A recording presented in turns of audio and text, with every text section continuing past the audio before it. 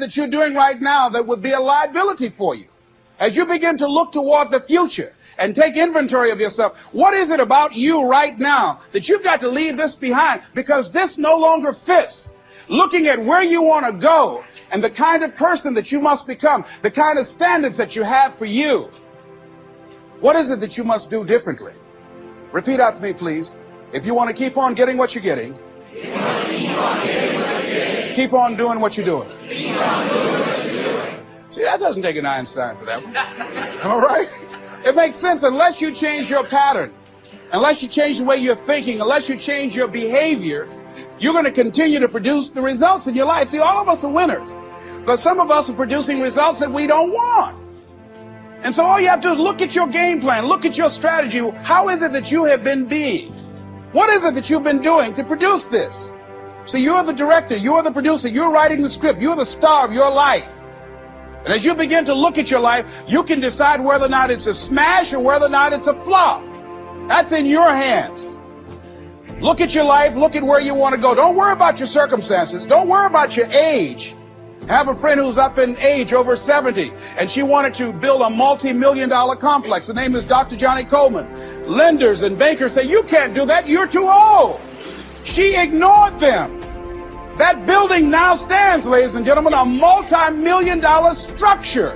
But there are a lot of people who would have listened to that. There are a lot of people that would not have even gotten to that point. They would have talked themselves out of even going down to the bank to ask for it, because they've already said no to themselves. See, it's time now. If you want to make this your decade, you've got to start saying yes to your life.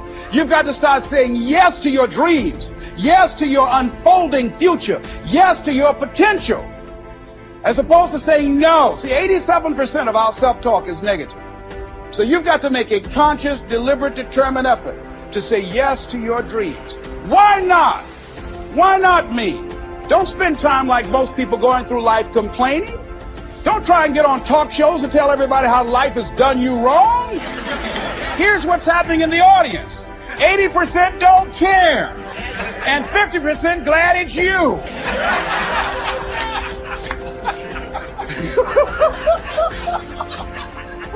All right? So when you know that, you don't go around crying, oh, you know what they did to me. Who cares? Get away from me before they come back.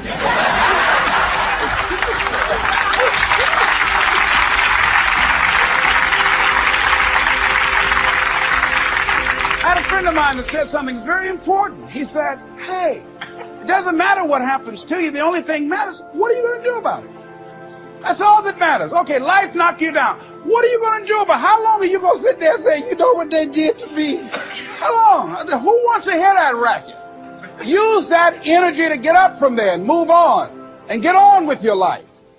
You got to learn to let the past go so you can grow. Many people never act on their dreams because they allow their past experiences to determine what their possibilities are.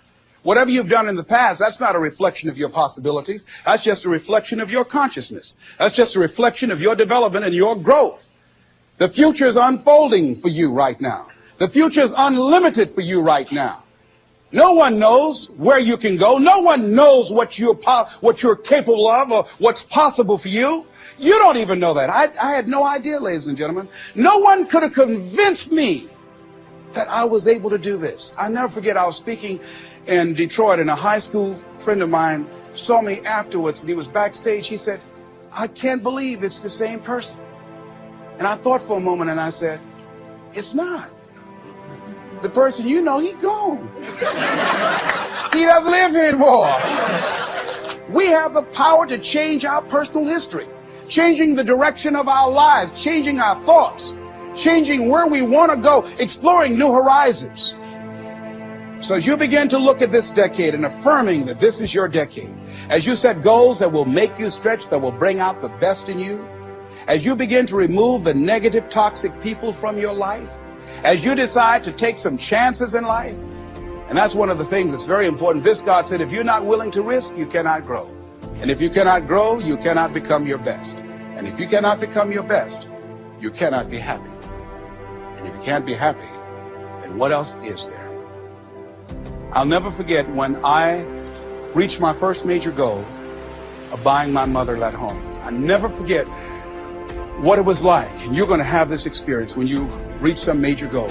When I drove up to the house and I got out and I gave Mama the key, and I said, Mama, this is for you. I'll never forget the look on her face. She said, oh my God,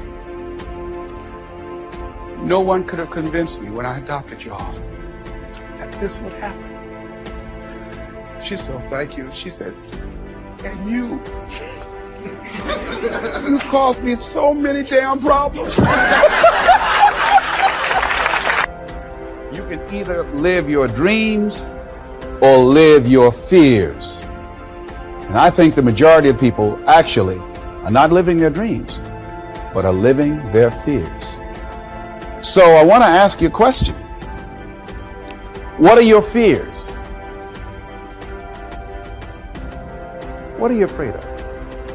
What are you scared of? Because we all have fears, don't we? We all have something that's blocking us, that's holding us back.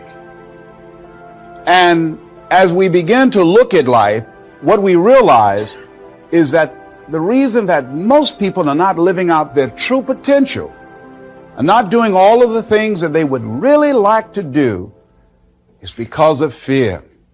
Some people call fear false evidence or expectations appearing real. I'm reminded of the story of a guy that was living in an area where he had some new neighbors, and these neighbors had a bulldog.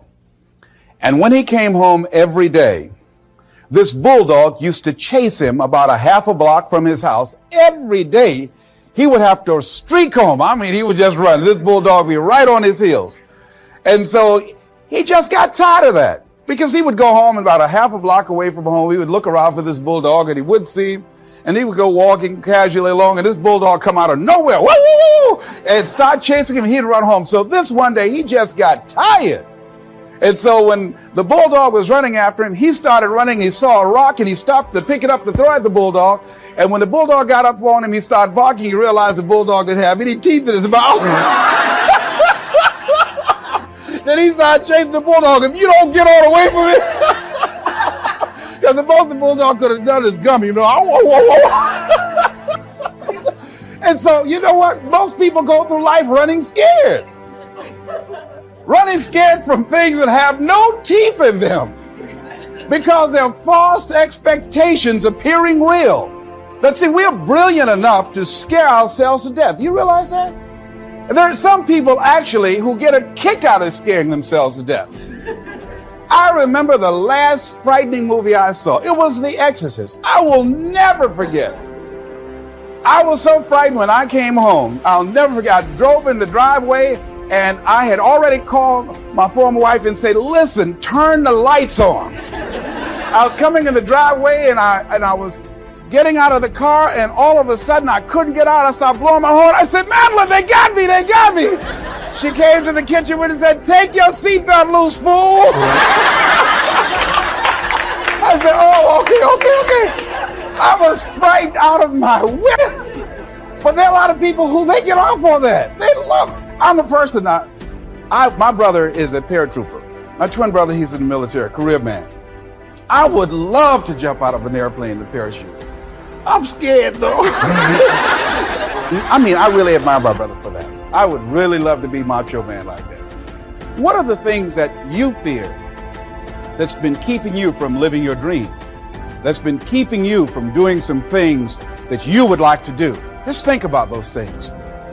And how do we begin to handle that? Abraham Maslow said that the life is about growth. And he said, you can either go back to your comfort zone, and there you won't find any growth, or you must be willing to go forward and face your fears again and again and again, because you're never going to have a fear-free existence. I mean, some fear is acceptable and legitimate. There are some things that you really should be afraid of. Now, you shouldn't allow it to immobilize you. You acknowledge it, you take it into account, and you carry yourself accordingly. There are times that we should proceed with caution, but it's the difference between being stopped by fear. It's the difference between having a fear and the fear having you. So what do? One, acknowledge it. And knowing that it's okay. Don't condemn yourself for being afraid. It's perfectly fine to have some fears. You acknowledge your fears, you embrace those fears, and then you move on.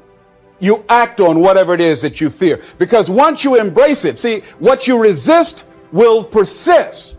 What you resist will persist. So one of the most important things is to begin to embrace your fear. I want you to take some notes and some things, and I want you to think about your goals and dreams in the three categories that I mentioned: personal, professional, and your social contribution. How many of you are serious about your goals and dreams? Raise your hands, please. Thank you very much. How many of you don't want to take your dreams to your grave with you? Raise your hands, please. Very good. Shake someone's hand on your right and left. Look them in the eyes and say, get out of your head and step into your greatness. Do that right now, please. Say, get out of your head and step into your greatness.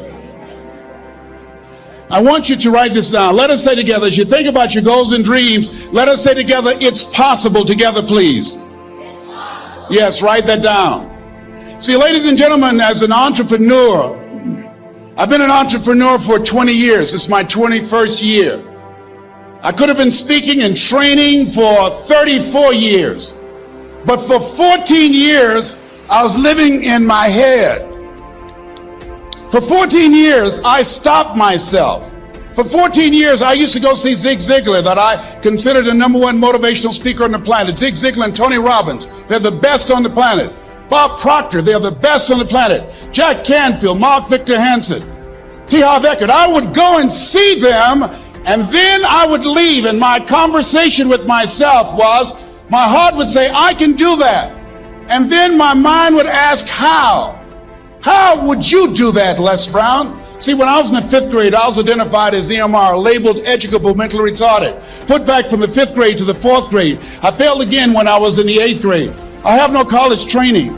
And a man changed my life, and I'll never forget his name, Mr. Leroy Washington. He's in his 80s now, and he's blind from glaucoma, but he gave me a different vision of myself. I was in his class waiting on another student. He came in and said, young man, go to the board and work this problem out for me. I said, oh, sir, I can't do that. I said, why not? I said, I'm not one of your students. He said, look at me. Yes, sir. Go to the board and work the problem out anyhow. I said, sir, I can't do that. He said, why? I said, sir, because I'm educable mentally retarded, sir. I'm in special education. And the students started laughing. They said, that's Leslie. That's not Wesley. He's DT. Wesley is the smart twin. He said, what does DT stand for? I said, I'm the dumb twin, sir. And as the students laughed at me, he came from behind his desk. He looked at me and he said, don't you ever say that again. Someone's opinion of you does not have to become your reality.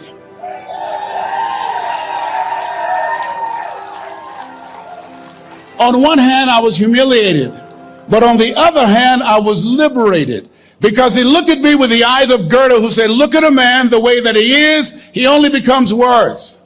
But look at him as if he were what he could be, then he becomes what he should be. And so we developed a relationship. And one of the things that I can just tell you as you think about your goals and dreams, all of us can say in a spirit of integrity that it's possible. That if anybody at any point in time lived their dream, then it's possible that I can live mine.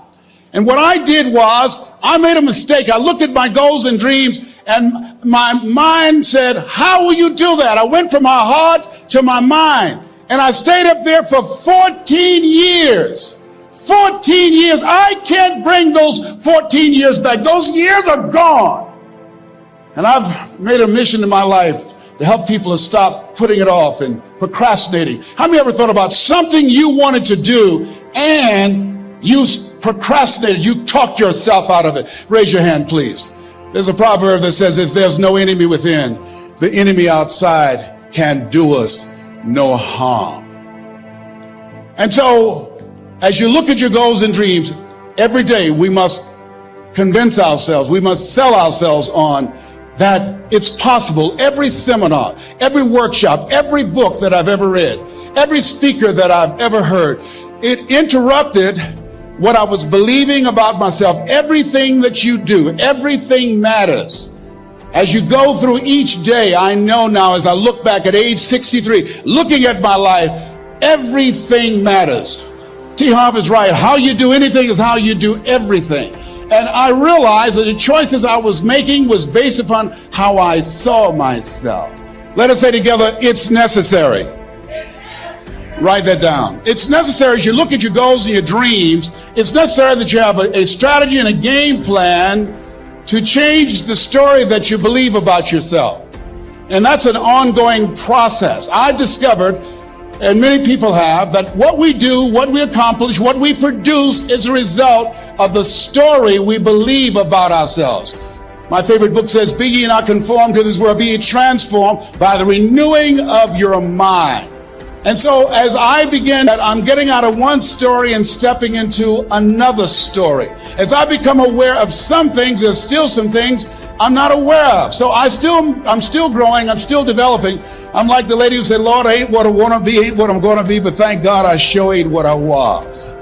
But I realize that you have to work on yourself on a regular basis, and write this down, for mental mindset. For mental mindset and stamina. Because things are going to happen to you. I believe that the reason that most people go to their graves with their talents and abilities and skills in them is because of the fact, number one, many are like me. They didn't know that they didn't know and thought they knew. I thought I knew myself, and I really didn't know myself as well as I thought. I've discovered that sometimes people can take you to a place within yourself that you can't go by yourself. The other reason is I was afraid. I never worked for a major corporation. I wanted to speak for corporations. I was afraid I would be exposed because I don't have a college education. I felt inferior because of the fact that I don't have a college education. I allowed that level of fear of failure to stop me. And because I never had any experience in it, I assumed that I could not do it. I was paralyzing myself by believing and assuming the limited part of myself as opposed to believing that I had something special.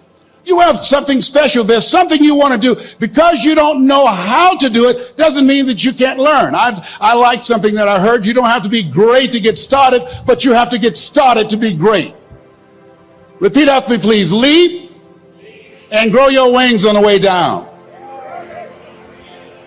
See, the people that will live their dreams, the 2% that will do that, these are, and write this down, become a risk taker. They're risk takers. They don't mind failing. They don't mind making mistakes. They're willing to take life on, take life in the collar. This, God said, if you're not willing to risk, you cannot grow. And if you cannot grow, you cannot become your best. And if you cannot become your best, you can't be happy. And if you can't be happy, then what else is there? I like what Helen Keller said. She said, life is short and unpredictable. Eat the dessert first. Here's something else. Write this down. Make it important to become financially independent. You know, people say money won't make you happy, but everybody want to find out for themselves. A friend of mine, Rita Davenport, said money is not important, but it's right up there with oxygen. And let me tell you something, fellas, even if you're as homeless as I am, you got some money, some women will find something cute on you. Oh, he's got eyelashes like Tom Cruise. He's got to walk like Denzel Washington. You know, I used to be so broke I'd walk past a bank and trip the alarm. Creditors would call the house and my children would answer the phone and say, my daddy say he's not home. Repeat after me, please. I'll never be broke again. Never, never, never. Yeah, see, ladies and gentlemen, it makes a difference. The only time I really appreciated having money was when my mother became ill. I was a state legislator in Columbus, Ohio from the 29th House District, Whitehall in the Upper Linden area.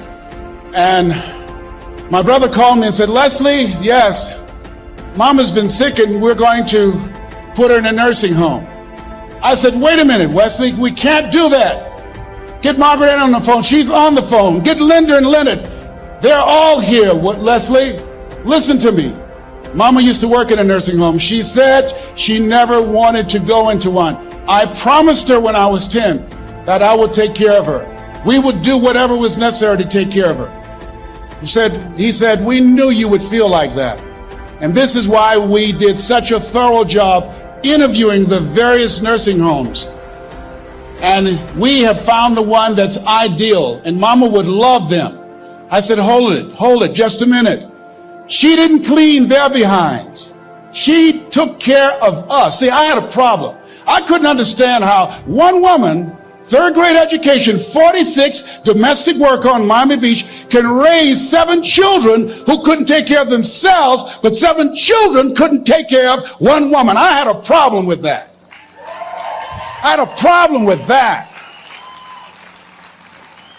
So I resigned from the Ohio legislature and I went back to Miami to take care of Mama. And I'll never forget taking her to Jackson Memorial Hospital.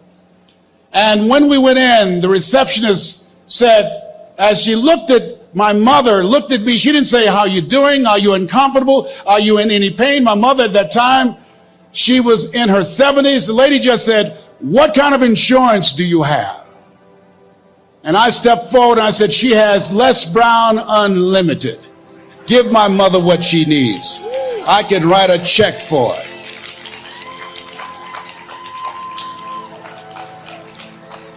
It gives you choices. It determines the difference in life and death, ability to afford health care, the quality of education that you can provide for your children, the ability to make a difference in the community.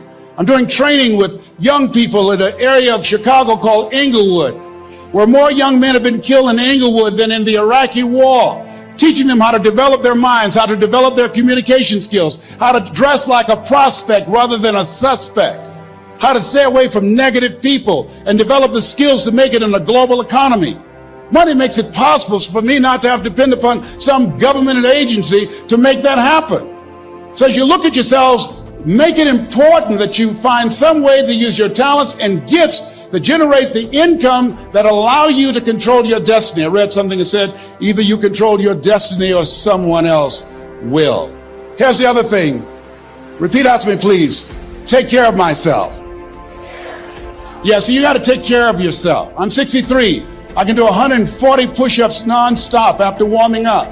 I couldn't do that when I was 20 years old. And the reason that I do that, the exercise reduces the possibility of cancer reoccurring by 32% or spreading by 30%. It helps to reverse the aging process and keeps you younger, keeps your mind sharper, and allow me to take care of my temple so I can continue to do my work, so that you can continue to do the good work that you were sent here to do. So you got to make it important to take care of yourself. Put that at the top of the list, because you can't do well and can't do good work if you don't feel good. We don't want to be like the man who said, if I'd known I'd live this long, I'd have taken better care of myself. Here's something else. Repeat after me, please. OQP. Only quality people. Yes, look at your relationships and ask yourself the question, Jim Rohn would ask this question, what is this relationship doing to me? Sidney Poitier wrote a book called The Measure of a Man. I love the tapes because I love his voice. He said, when you go for a walk with someone, something happens without being spoken. He said, either you adjust to their pace or they adjust to your pace. Whose pace have you adjusted to? MIT did a study.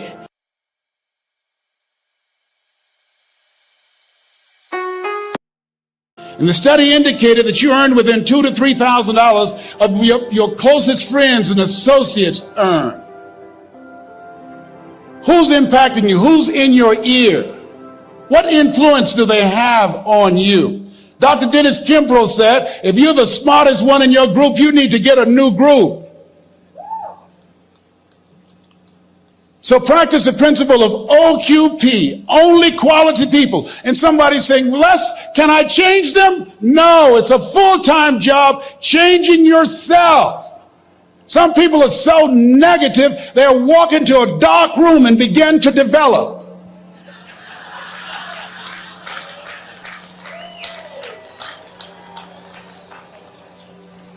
My family members and friends call me crazy for going to seminars, spending money on books and tapes and going to seminars. When are you going to stop going? I said, when I die. That's when I'll stop.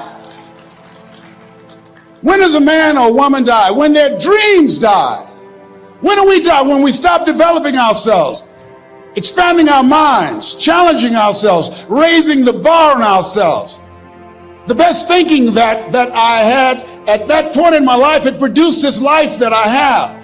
I need some help. I'm where Einstein was. He said the thinking that has brought me this far has created some problems that this thinking can't solve. I applaud you for investing in yourself, for coming here, flying thousands of miles, investing money in yourself. I can tell you, based upon my own experience, you have something special. You have greatness within you. What you're doing is different. You represent only 2% of the planet. One great American said, I choose not to be a common man. It's my right to be uncommon if I can. I seek opportunity, not security. I do not wish to be a kept citizen, humbled and dulled by having the state look after me. I want to take the calculated risk, to dream and to build, to fail and to succeed. I refuse to live from hand to mouth. I prefer the challenges of life to the guaranteed existence, the thrill of fulfillment to the still calm of utopia. I will never cower before the master, nor bend to any threat. It's my heritage to stand erect, proud and unafraid, to face the world boldly and say, this I have done. That's what it means to be a part of peak potentials. Your unquenching desire, an uncommon desire to manifest your greatness. Give yourselves a round of applause.